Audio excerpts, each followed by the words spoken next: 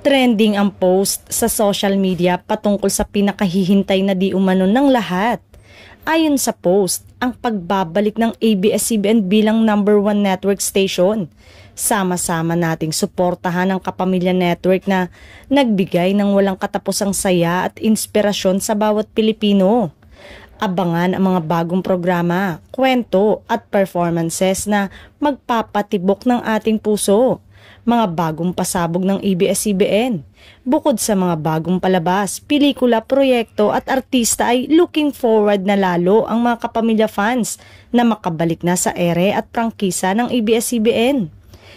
Ilan lamang ito sa mga bigating serye hatid sa atin ng ABS-CBN Studios na tiyak na aabangan at ikasasaya ng mga kapamilya ngayong 2025. Kabilang ang mga bigating serye gaya ng Incognito, Saving Grace, It's Okay to Not Be Okay, Nobody at marami pang iba. May mga magbabalik kapamilya na rin na tiyak na ikatutuwa ng lahat.